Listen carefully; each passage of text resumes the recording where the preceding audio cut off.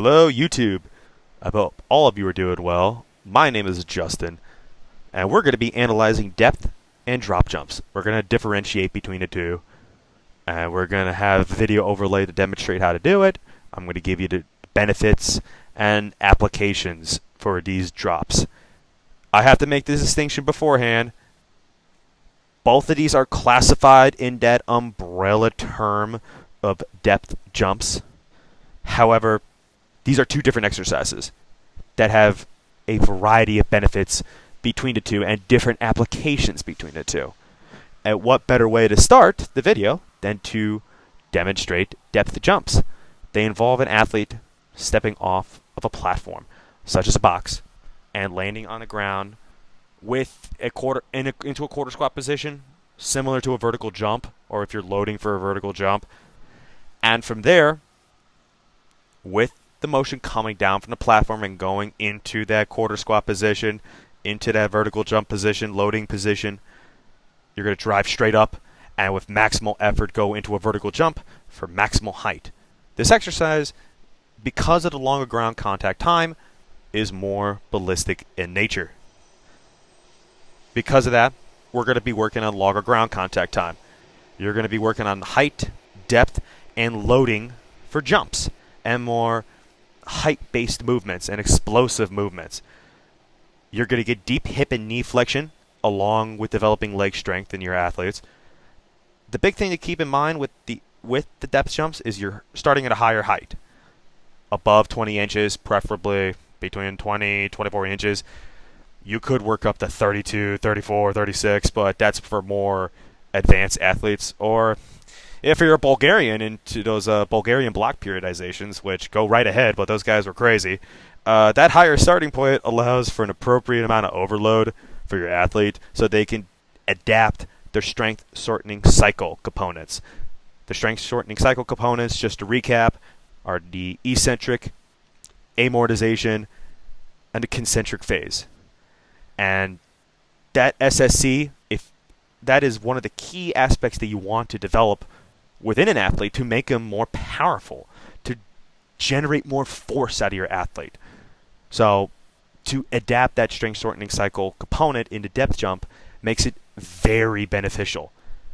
And since I talked about it, the depth jump develops maximal force output from your hips, ankles, and knees. As well, you're developing the legs to safely absorb force. As well, I mentioned it earlier, it is a ballistic exercise. And because of the height and because of the nature of the exercise, it should be done with less reps due to that fatigue factor coming from the height, coming from that higher height into that quarter squat and going into that maximal height aspect.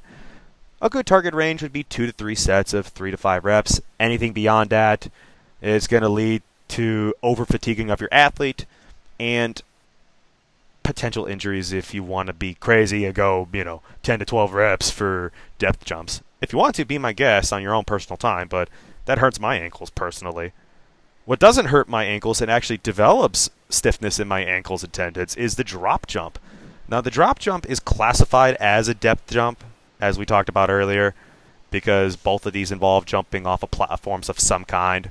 However, it varies for one important aspect. That is the quick rebounding time. You are falling off a box, just like the depth jump. However, you're rebounding quickly with little knee bend. That drop height is shorter so you could develop quick rebounds.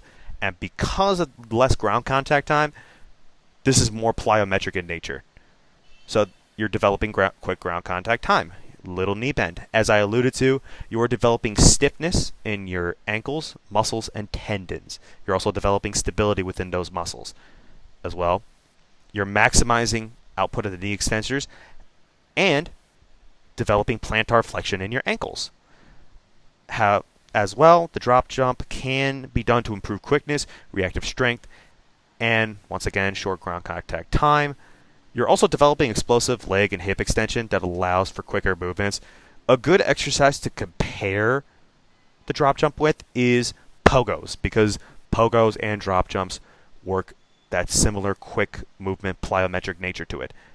And since it's a plyometric exercise, this could be done with more reps due to less fatigue accumulated compared to jumping off a higher height with the depth jump. And because of that, a good target range of reps and sets could be potentially 2 to 3 sets of 8 to 10 reps.